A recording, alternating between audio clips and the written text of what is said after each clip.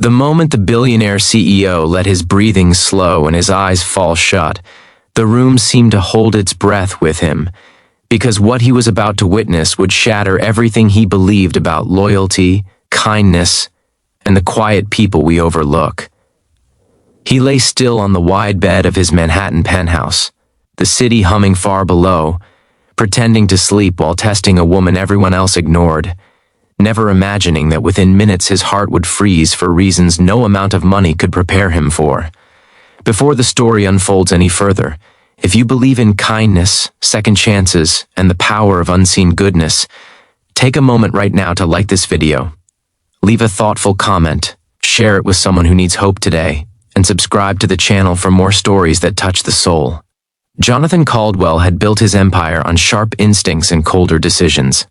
From his glass offices overlooking New York Harbor to the immaculate penthouse he rarely enjoyed, everything in his life was measured, controlled, and protected.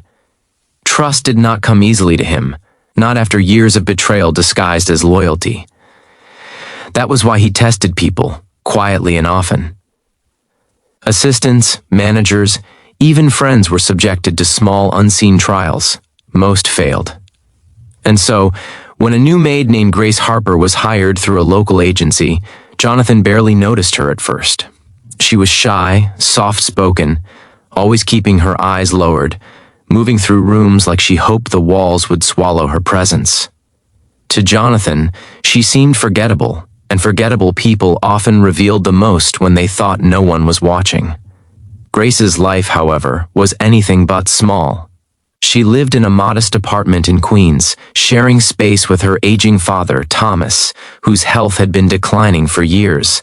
Medical bills piled up like silent threats, and every dollar Grace earned mattered. Each morning she rose before dawn, prayed quietly at her bedside, and reminded herself that honest work, no matter how unseen, still mattered in the eyes of God. She carried that belief into Jonathan's penthouse every day, cleaning marble floors and polished surfaces that reflected a world far removed from her own. On the afternoon Jonathan decided to test her, exhaustion was not an act. He had returned early from a board meeting, stress weighing heavily on his chest, and when he noticed Grace working quietly near the bedroom, an idea formed. He lay down fully clothed, slowed his breathing, and closed his eyes, leaving the door slightly open. From behind lowered lashes, he watched her movements reflected faintly in a mirrored wall. Grace froze when she realized he was there. Panic flickered across her face as she debated leaving the room untouched. Carefully she approached, her steps light, her hands trembling slightly as she picked up a folded blanket from the chair. She paused, looking at Jonathan's face, and something softened in her expression. What happened next was not part of any test Jonathan had imagined. Grace gently adjusted the blanket over him, not to tidy the room, but to keep him warm. She noticed the tension in his jaw, the dark circles under his eyes, and instead of taking advantage of the situation, she knelt beside the bed and bowed her head. In a whisper so soft it barely stirred the air, she prayed. She prayed for his health, for peace in his heart, for rest from burdens he carried alone. She prayed not knowing he could hear every word, not knowing tears were forming beneath his closed eyes. Then she did something that truly froze him. From her pocket she pulled out a small, worn envelope. Inside was money, carefully folded. Grace hesitated, her lips trembling, then placed the envelope on the nightstand beside him. It was not much, but it was what she had been saving for her father's medication. She glanced at Jonathan one last time, whispered a blessing, and quietly left the room. Jonathan's heart pounded as the door closed. In decades of wealth and power, no one had ever given him anything without expecting something in return. Certainly not someone who had so little herself. He sat up slowly, staring at the envelope as if it might disappear. Inside was a note, written in careful handwriting, explaining that she had noticed he looked unwell lately and hoped this might help, even in some small way. She signed it simply, Grace. That night, Jonathan did not sleep.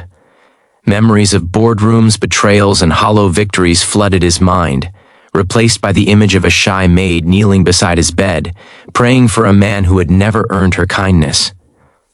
For the first time in years, he felt ashamed of the tests he imposed on others, of the walls he built so high that genuine goodness could not reach him. The following days marked a quiet shift. Jonathan began observing Grace differently, noticing her diligence, her humility, the way she treated every task with care. He learned about her father through discreet inquiries, about the hospital visits, the unpaid bills, the sacrifices she made without complaint. And slowly, he began to change too. Meetings were postponed. Charitable donations were no longer written for publicity, but directed quietly toward people like Grace, people who gave without being seen. One evening, as sunlight faded over the city, Jonathan sat alone in his office, holding the envelope she had left behind. He realized that the test had never been about her. It had been about him, and he had failed until she showed him grace in its truest form. In the weeks that followed, Jonathan arranged for Grace's father to receive the best medical care available, anonymously at first. He increased her wages without explanation, ensured her job was secure, and began rebuilding his life around values he had long abandoned. Grace noticed the changes but never asked questions. She simply continued working, praying, and believing that kindness, once planted, would grow. If this story is touching something deep inside you right now, please take a moment to like, share, and subscribe. Stories like this only spread when hearts like yours help them reach others who need hope. Just before this story ends, I have a special request for you.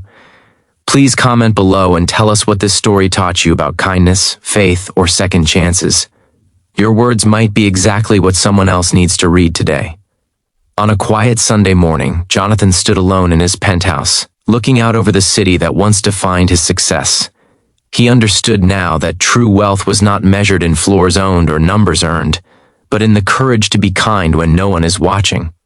Somewhere across the city, Grace knelt beside her father's bed, praying with gratitude, unaware that her simple act of love had awakened a heart long asleep. And in that unseen connection between two lives so different, something holy had taken root, reminding us all that grace often arrives softly, through the hands of the shy, and changes everything forever.